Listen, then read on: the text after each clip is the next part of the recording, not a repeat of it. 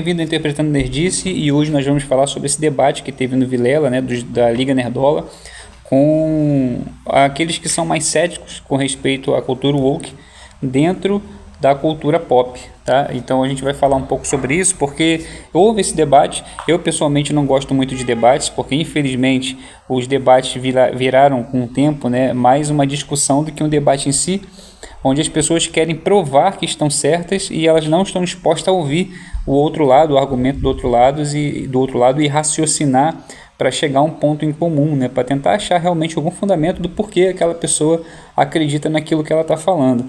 Hoje não, hoje tá aqui no Vilela, ele trouxe para um outro nível o debate, né? É muito mais amistoso, realmente as pessoas ali, elas tentam um pouquinho mais entender o lado da outra pessoa, do que a outra pessoa fala. Não é muito o caso desse debate aqui, ficou algumas coisas ali que a gente vai pontuar aqui, tá? Mas o debate hoje ele serve mais para o público, né? Sempre serviu mais para o público, porque um lado vai expor os seus argumentos, o outro lado vai expor também os argumentos deles, e o público vai decidir quem eles consideram que está com o argumento mais plausível, né? Para que direção a gente vai realmente apontar, né? E vamos tentar aqui fazer uma terceira via, né? Uma terceira via sobre os argumentos que eles deram aqui, porque a gente sabe, né?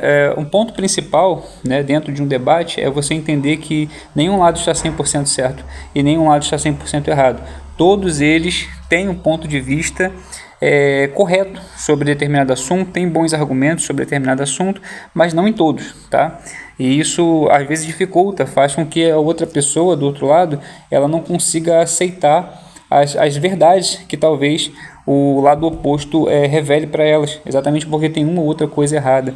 Então o ideal é sempre a gente entrar num debate de coração aberto, né? Ouvir os argumentos para aceitar aquilo que é bom, reter aquilo que é bom e expulsar aquilo que é mal, né? Ou seja, aquilo que realmente não presta, a gente exclui, porque o que a gente está vendo hoje é uma polarização, né? Está havendo muita polarização, principalmente quando se trata desse conteúdo de cultura, né? Cultura woke, né? Dessas pautas que infelizmente transformaram em política, né? Politizaram as pautas e tudo mais, que são pautas que não eram para ser políticas, eram pautas humanas, né? Todo mundo deveria concordar e, no entanto, politizaram e acabaram estragando tudo. E isso atrai muita gente extremista, né? Vamos dizer assim. Não estou falando que é o caso de quem está aqui, tá? Estou falando que infelizmente acaba trazendo esse tipo de coisa. E quando você foca muito num lado ou num ponto negativo que tem um lado, atrai esse tipo de gente, né? Que é extremista. Até o Peter fala sobre isso, né? O Peter do iNerd fala sobre isso. Acaba atraindo esse tipo de gente. É verdade. Tá? Não é o tipo de gente que eu acho que os produtores de conteúdo querem atrair, mas acontece, né? Acontece, infelizmente. Vamos ver aqui então o debate, quais são as regras do debate, e vamos começar a comentar aqui. Serão vários vídeos nesse canal falando sobre isso, tá? Vários vídeos, são 4 horas de debate, gente. Então a gente vai analisar todo o debate aqui, e vocês vão tirar a conclusão de vocês, tendo também uma terceira via, que eu vou ficar dando aqui as minhas observações sobre o que eu vi. Algumas coisas assim eu achei bem que poderia ter ido melhor da parte de ambos os lados, tá bom? Vamos lá. Toca aí o videozinho, vamos dividir em 3 blocos. Primeiro bloco, cada um pergunta para o outro, de outro lado faz uma pergunta. Vamos lá, tem aí as regras para o pessoal saber. Toca aí. Primeiro bloco, a tema livre. Cada debatedor fazendo de 3 a 4 perguntas. Para cada pergunta, 3 minutos para perguntar, 5 minutos para a resposta, 3 minutos para a réplica. Foi bem rápido, né? Então, não, manda aí, Wagner. Você sabe que você tem 3 minutos, mas não só esse é o limite. Você pode fazer com menos tempo. Vamos lá. Porque eu acho que essa pergunta é meio fundamental até para saber do que debateremos daqui em diante. É aquela pergunta que precisa ser feita antes de mais nada. É algo que precisa estar muito bem estabelecido para saber, né, como são as pessoas ali do outro lado com as quais estarei debatendo. Então eu preciso saber, preciso que vocês me respondam. Vocês se consideram fascistas? É brincadeira, tá? Não, velho, não! Foi só, calma. Isso me deu um flashback agora. É que muita gente não entendeu a referência, tá? Ele tá usando o lore aí do inteligência de debate que já aconteceram aqui, tá? Eu achei que seria bom para quebrar o gelo. Mas a pergunta, eu realmente acho que é uma pergunta importante pra gente saber, porque existem 2 caminhos que esse debate pode seguir. E eu não sei realmente qual é a posição do Miguel, do Luiz e do Pablo. E é uma coisa que é comum que seja uma entrave nesse debate entre nerdolas e o pessoal do outro lado. Vocês acreditam em cultura woke ou não? Porque que ela existe, né? O debate para duas direções diferentes. Porque se vocês não acreditam, então acho que o nosso papel aqui vai ser meio que provar que existe. E se vocês acreditam, eu imagino que a defesa seria que, não é tão problemática, então a gente vai para uma outra direção. Então acho que isso é importante saber dos três. Vocês acreditam na cultura woke? Alguém quer a palavra? Mais de uma pessoa pode falar, tá? O tempo de 5 minutos é geral. Começar, Pablo? Pode Vamos começar. lá, Pablo. Eu respondo essa pergunta com outra pergunta. O que é cultura woke? Né? Porque a cultura woke parece que é um negócio muito incrível. Cultura de... né, aquele conjunto de valores e de atitudes e de crenças e de música e de... Parece que é algo muito maior do que realmente é. O woke a gente sabe de onde vem, né? É uma terminologia que vem de movimentos sociais da cultura afro-americana e que foi transformado, rotulado, é tipo o porco do Palmeiras ao contrário. Né? Era algo positivo que foi rotulado como algo negativo. Só para entender, gerar esse rótulo. Pablo, você deu esse exemplo da torcida do Palmeiras. Eles pegaram uma coisa negativa que chamavam ele de porco e eles assumiram isso como uma coisa boa. Dá pra usar esse exemplo dos nerdolas. O nerdola nasceu como uma coisa pejorativa. O triângulo da comunidade gay é uma outra. Isso. Então, só que é o contrário, né? Então é um rótulo colocado em uma coisa meio difusa, uma coisa meio que não tem exatamente, cada pessoa tem ideia do que é a cultura woke. Então nesse caso aí, o rótulo que ele está falando, né, foi a politização, né? Não foi, tipo assim, não foram os nerdolas que colocaram esse rótulo na cultura woke. Foi ela própria, né? O fato da política, né, ter se apropriado, né, do woke, né, da cultura woke, foi o que fez com que a rotulasse, né? Minha pergunta é, vamos ter um consenso sobre o que é a cultura woke, uma definição, woke, né? Wokeismo, movimento woke, onda woke, eu já vi várias definições diferentes, né? Para mim, meus colegas podem até discordar, o que é chamado de cultura woke, que leva esse rótulo, é uma tendência a pegar pautas identitárias importantes e reais e cooptar essas pautas com o objetivo de ampliação de mercado consumidor, de aumentar o público pagante de um projeto de conteúdo, seja qual for. A gente precisa lembrar muito que também que cultura pop não é quadrinho, filme de quadrinho e mangá, anime, é muito mais do que isso, né? Então, eu entendo que aí vai ter a réplica aí para vocês me explicarem direito como vocês pensam, já debatem isso há algum tempo, acho que vai ser até construtivo. Como vocês veem isso? Porque, para mim, é isso, uma cooptação que não é natural de uma pauta identitária como uma forma de ampliar público, ampliar público consumidor. É um efeito potencial, né, Pablo?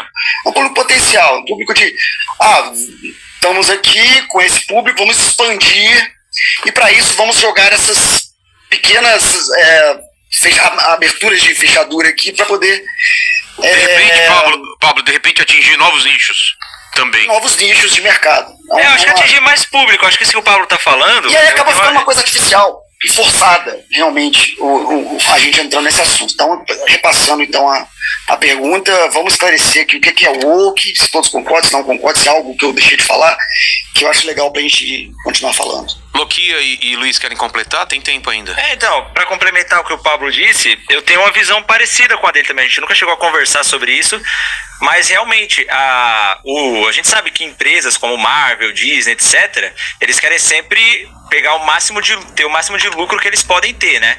Então, por exemplo, quando eles colocam personagens de outras etnias, colocam um personagem asiático e tudo mais, eu vejo como uma forma de aumentar o seu público potencial. São mais pessoas que podem consumir super-heróis, são mais pessoas que vão consumir Marvel, DC, vão comprar mais produtos no mundo todo, e isso vai aumentar o faturamento disso, né?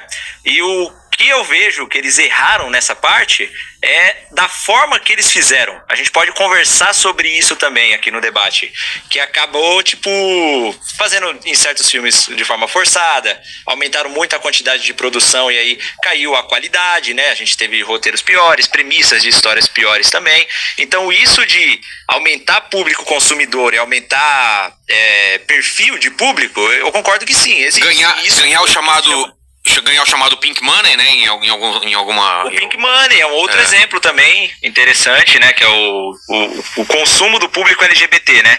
Trazer esse público pra consumir também. Eu até complementaria aqui o que o Luiz e o que o Pablo falaram, que eu, pelo menos no que eu dei uma pesquisada, assim, me parece que a lacração, por não ter um significado, acabou ganhando um outro funcionamento, uma outra utilidade, né? Não digo que necessariamente pelos colegas que estão aqui debatendo, né? Mas pela internet, né? Pessoas comentando, né? Então eu já vi pessoas classificando de woke ou de lacração coisas que são roteiros mal escritos, que usam pautas sociais, como estavam comentando, mas também já vi pessoas acusando de lacração pessoas de opinião diferente sendo muito agressivas com ela. Então, tipo um bullying virtual, né, gerado até ou reforçado pela polarização, na real, que nós estamos vivendo hoje na sociedade. Também já vi chamarem de lacração qualquer tipo de representatividade em filme. Antes do filme sair, tem representatividade e lacração, que é uma outra coisa também, é a representatividade, que é a questão, talvez, para algumas dessas pessoas. E também tem a questão de mudança, qualquer tipo de mudança do material original, por algumas pessoas, também é taxado como lacração. Então, dessa forma, esse termo que o woke, né, que já teve um significado, que foi transformado através da história, e aqui no Brasil dá para dizer que foi localizado, né, como lacração, é esse significante vazio que acaba sendo um termo genérico que as pessoas usam para classificar qualquer coisa, absolutamente qualquer coisa, que é diferente daquilo que ela preferiria. No fundo, é como se fosse uma palavra usada como uma espécie de palavra de ordem contra... Palavra de ordem e resistência. A mudança que é percebida, que isso é uma coisa, que existem mudanças que não são percebidas e não são taxadas de lacração, e essas mudanças que são percebidas e que não agradam a uma galera. Só para concluir, a gente tem que voltar para trás, porque além de o que é o woke, o que é a cultura pop. Tá. Cultura pop tem a ver com a indústria cultural e com a produção de bens culturais em massa, né? A cultura de massas. O que é a cultura de massa? É você fazer mais pessoas consumirem a mesma coisa e terem o desejo pelo mesmo produto feito em massa, feito em produção linear. É o Fordismo dos bens culturais. Então, quando tem a época da depressão, na década de 30, o público está ávido por conteúdos de escapismo, de sair de preferência baratos, porque estava todo mundo muito sem dinheiro. Então o cinema vai explodir, o rádio vai explodir, as networks de rádio vão cobrir o país inteiro. A gente fala de cultura pop, a gente fala absolutamente de cultura pop norte-americana, que é quem liderou e lidera ainda a distribuição de bens culturais pelo mundo inteiro.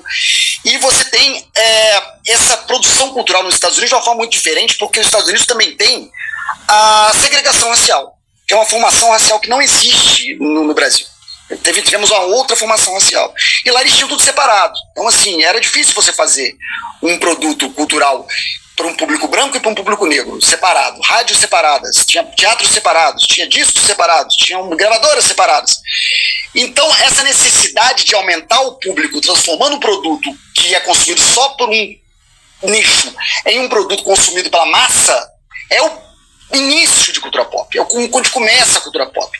E quando tem os anos 50, que a cultura jovem aparece porque muitos dos adultos vão para a Segunda Guerra e os jovens entram nos trabalhos, vão arrumar empregos mais rápido e conseguem dinheiro, e com dinheiro na mão viram público consumidor, e a partir daí o adolescente surge. Não existia a noção de adolescente antes da década de 50, o adolescente começa a pagar aí nos drive-ins, os pais param de ir ao cinema, porque eles têm televisão em casa, então não precisa ir ao cinema, não tem televisão. E os jovens lotam os cinemas viram um produto de consumo da juventude. Então há sempre essa tendência de fazer sapatos iguais e todo mundo desejar o mesmo sapato. É a indústria da moda, é a indústria do consumo rápido, do fast fashion. E isso também nos anos 60, quando vai diminuindo as amarras e as diferenças da segregação, esses públicos vão, a partir daí, nos próximos 50, 60 anos, cada vez se integrar mais. E a integração vai acontecendo. Então é natural que os bens culturais surgidos na década de 30, 40, 50, 60 vão também se tornando um produto de consumo de massa. Então, há essa noção histórica de como a cultura pop se desenha e que vai gerar essa estranheza quando, isso aqui era só para mim, por que agora é para o outro? Capitalismo.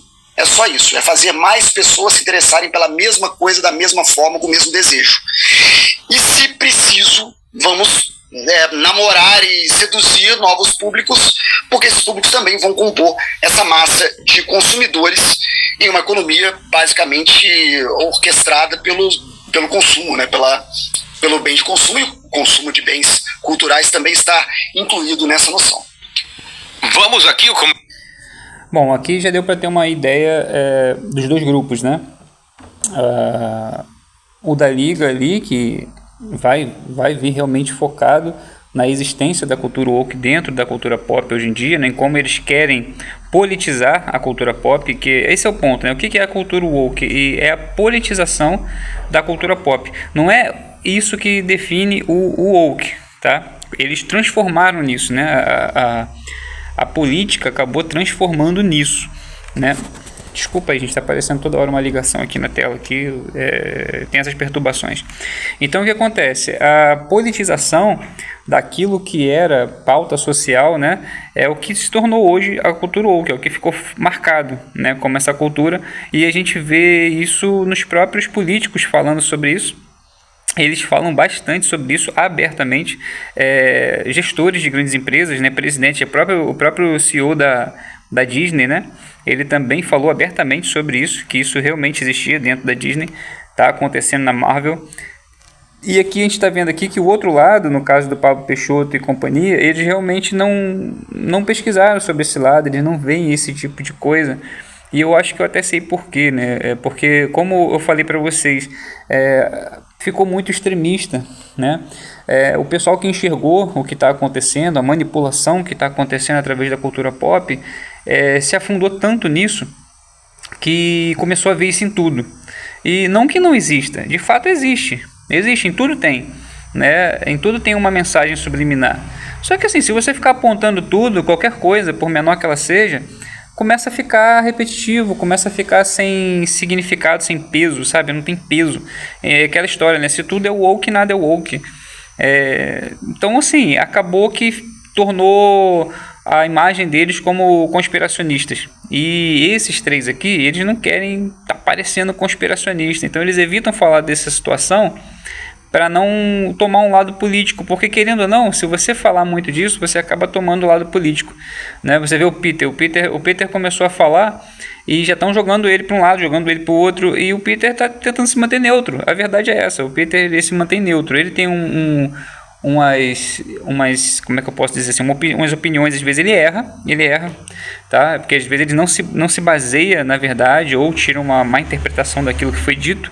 O Peter erra, mas isso não quer dizer que ele está de um lado nem de outro, ele está tentando ali ter um equilíbrio, né? Assim como o Pablo Peixoto, ele tenta manter o equilíbrio, eu vejo que ele tenta, o outro rapaz aí também, esqueci o nome dele, também, achei o João, né? Ele tenta também.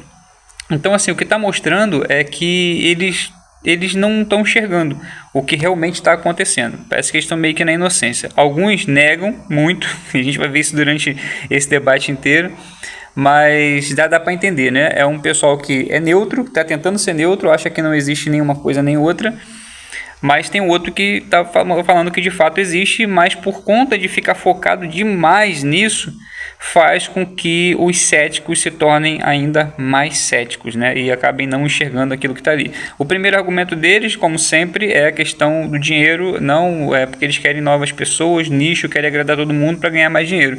Esse argumento é o primeiro argumento que vem na cabeça de todo mundo, inclusive daqueles que sabem que existe sim as mensagens por trás de cada um desses projetos aí da cultura pop.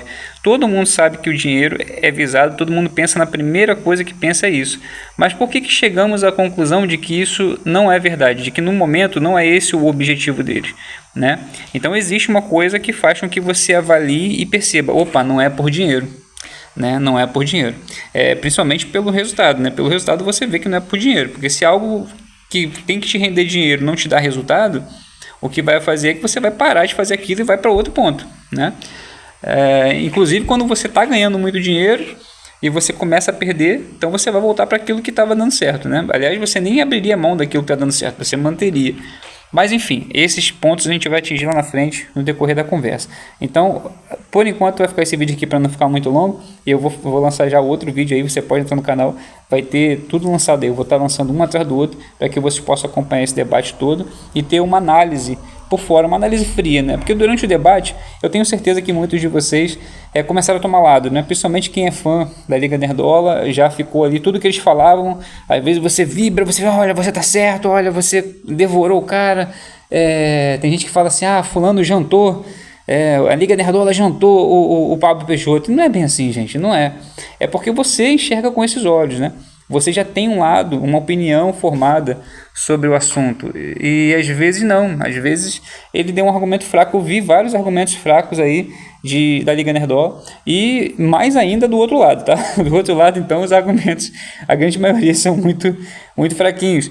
Mas assim, você já entrar com um lado formado, né? Tem aqueles que já odeiam a Liga Nerdola, que apoia o outro lado, ou que é cético também, então você já entra com opinião formada, e no debate não pode ser assim, você não pode entrar com opinião formada, você tem que entrar ali para raciocinar com os dados que eles trazem, né, tanto argumentos quanto os dados, que teve dados ali trazidos, né, de pesquisas, que vai fazer com que você chegue a uma conclusão, tá? E sinceramente, como eu falei no início, não existe ninguém que está 100% certo, ninguém que está 100% errado, então dá para chegar a um meio termo, tá?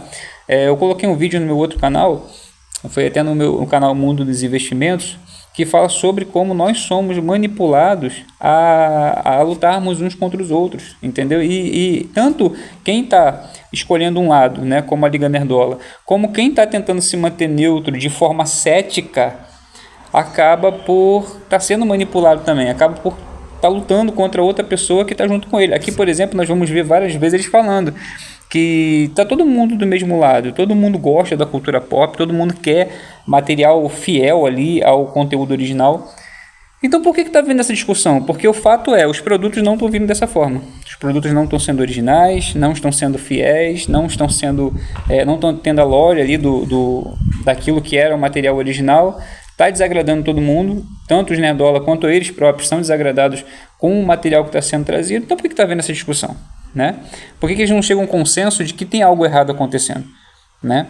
E isso vai fazer com que você tenha ali um equilíbrio nas coisas. Existe de fato um motivo. Todos eles até entendem que está acontecendo alguma coisa, mas só que um acha que é por causa do dinheiro, outro acha que é por causa da politização. Mas se você não descobrir o que realmente está acontecendo, dificilmente você consegue fazer uma alteração no assunto. Mas eu acho que os neutros aí, né, os céticos aí, em algum ponto eles têm razão e a gente vai comentar isso mais pra frente. Então assista o próximo vídeo que já está aí no canal. Um abraço.